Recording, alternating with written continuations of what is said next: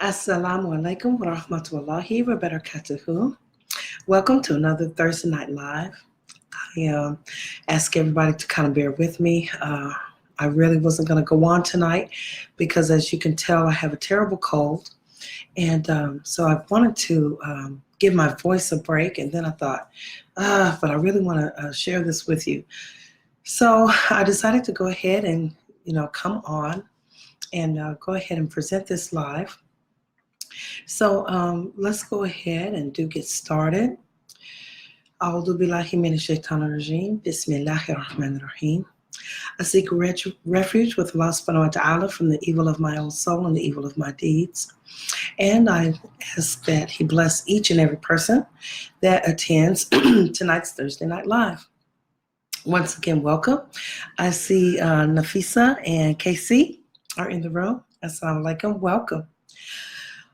So, I want to talk tonight about change our mind or our thoughts and will change our circumstances. Many times in life, we think that our emotions or our feelings or the circumstance that we are in is created by the circumstances around us themselves.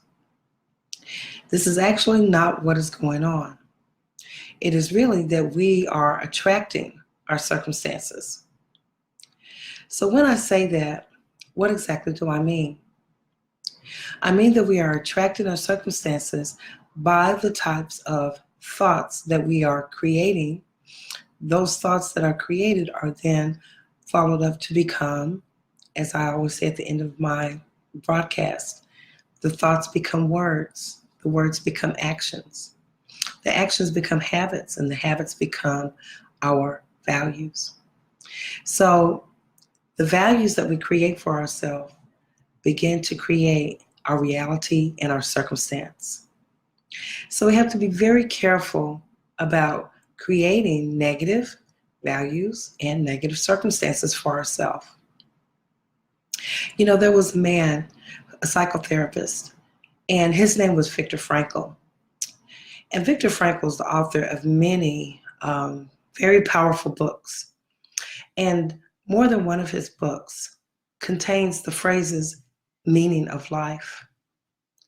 You see, he came to really understand the meaning of life because Viktor Frankl was an Austrian Jew who was captured during World War II when Hitler had released his fury on the world. And during that time, his family was taken into Auschwitz. He got separated from his wife and his daughters, and he later learned that they had been murdered. So Viktor Frankl essentially was the only one left in his family. And they would walk in these groups from camp to camp, sometimes very, very late at night.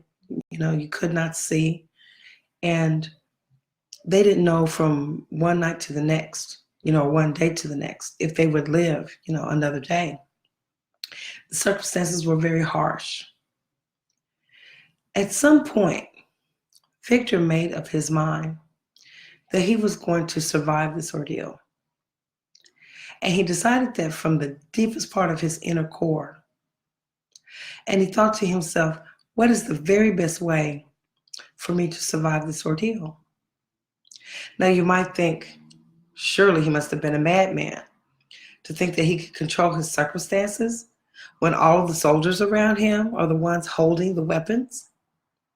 What made Viktor Frankl think that he could do anything to control his circumstances? Well, he knew he didn't have any control of physical circumstances around him. So Victor worked from inside. He decided that he was going to be known for smiling and for being happy in spite of his circumstances. So at any time when they were walking or working, whatever they were doing, Victor would always have a smile on his face. And even more than that, sometimes he would literally be laughing. And he was so known for his laughing and for his smiling that he began to cheer up the soldiers that used to guard them. Because contrary to what many people believe, the soldiers, no matter if they agree with what their sergeants are ordering them to do or if they disagree, soldiers are very susceptible to feeling down. But they can always count on Victor for a smile and a laugh. Perhaps this is the reason that he did survive being in the worst camps that there were during the Holocaust. He did survive, and like I said, he wrote many books after that. So that's just one example of how we can change our situation ourselves just by the way that we are thinking. We often blame our circumstances for how we think or how we feel. But is that what's really going on? Certainly not, because if that was the case, then I can blame any situation I could think of just off the top of my head for why I commit a sinful act or why I neglect a duty that I know is upon me to do. But that's not what Allah allows us to do. Allah subhanahu wa ta'ala has requirements for us in this deen. He has expectations of us in this deen.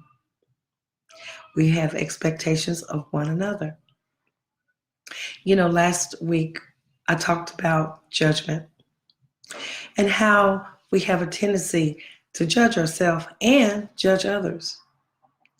And as I mentioned before, we don't have a right to judge. You don't have a right to judge your brother or sister, and you certainly don't have a right to judge yourself. Why is that? Remember, if you are judging, then you must be able to what? Judge the intent. And that is something that the human being can never do. That knowledge is not with the human being. That knowledge is only with Allah subhanahu wa ta'ala. This is why our justice system is imperfect. It is run by human beings, a jury of 12 people, a handful of lawyers, and then a man or a woman sitting on a bench that we call a judge. And that judge is short of Allah subhanahu wa ta'ala's mercy and hikmah. So that person does the best that they can to judge, but because they cannot truly judge the intent, they make mistakes all the time. This is why experts say 15 to 20% of the people who are in prisons in America are innocent, because our system does make mistakes.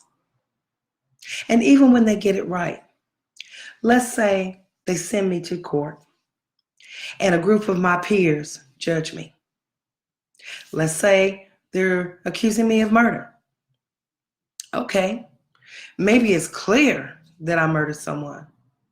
Maybe other people saw it with their own two eyes. The court never says you're only guilty of murder. What do they say?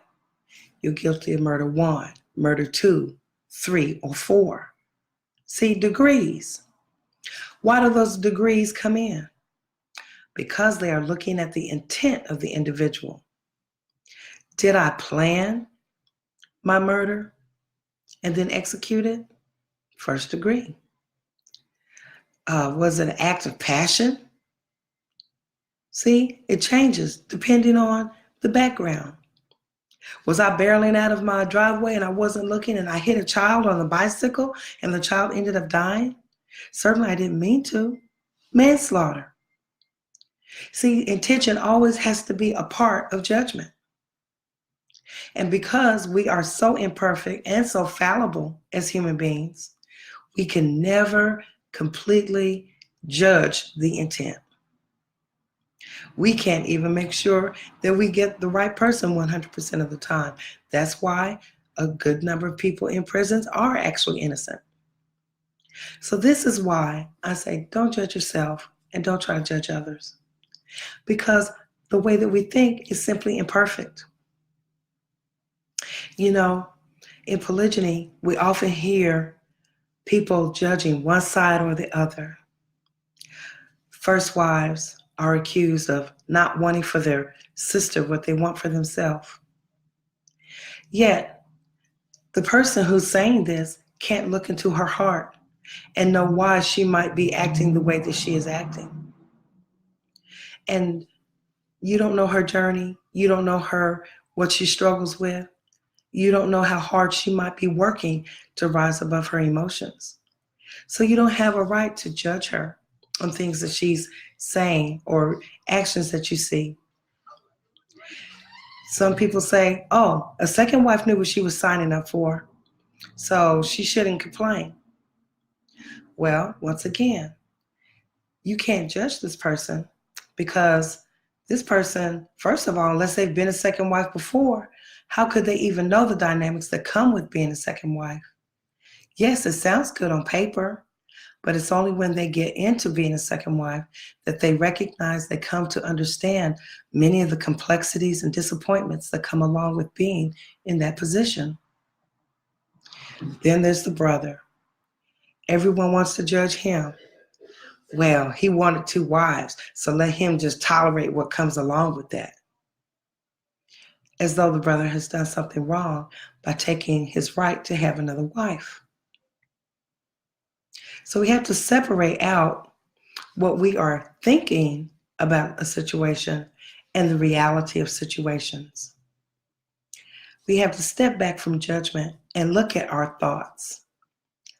Our thoughts, whether they are positive or negative, is what is going to have a major impact on our life. If we want life to improve, and if we do truly want to seek happiness or contentment, let's consider what type of happiness or contentment we should look at or let's say pursue. There are 2 kinds of happiness. One type of happiness starts off bitter, but the end result of it is happiness. So I'll give you an example. I'm sick right now. I'm very sick. And I've got something to drink here. It doesn't taste very good. It's bitter. But guess what? It's really good for me. And the end result will be I will feel better once it gets into my system and I get a bit more rest. So although the beginning of it is bitter, the end of it will be sweet, inshallah. Now there's another type of happiness or contentment. It's the type that starts off sweet and it seems so wonderful and so intoxicating, but oftentimes it leads to disaster and unhappiness. Whether that's because we didn't see things realistically or we were engaging in some type of sin. You know, if you claim to believe in Allah and His Messenger, sallallahu alaihi wasallam, Allah is not going to allow something that starts off wrong to end up right. And that's just something to keep very close to our heart and remember. None of us want to be the victim of our own circumstances. It's all about purifying our own hearts. Not looking at others, what they're thinking and what they're doing, but looking at ourselves and focusing on having positive thoughts, positive energy, and positive intentions. We're the only one who can see into our own mind what we're thinking, and we're the only ones that can change our deeds. You know, Viktor Frankl, he also, as a psychotherapist, he had this concept. He said between an event and the response is a space. And in that space is where the human being makes a choice. When he was in those camps, he made a choice. There were many negative events around him, but his choice was to be positive. He made a positive choice that brought a positive outcome for his life. And we're all capable of doing that. All right. Really didn't want to say much more because, like I said, my voice is it's horrible. But I did want to just come in and share those few positive thoughts with you. And I pray that if everybody's kind of struggling this week. I noticed like in my place of work, pretty much everybody is sick. And so if it's going around there, I'm sure it's going around in other places, other parts of the country.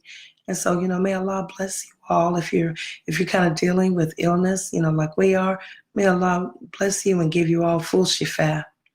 And do remind yourself that actually these challenges, these are blessings from Allah. They may be blessings in disguise, but they're blessings for us because these are the grooming that make us stronger and better Muslims, and they increase our spirituality. All right then, family. Until later, remember, your thoughts become your words become your actions become your habits, and your habits become your values, and your values are who you are. All right, family, peace.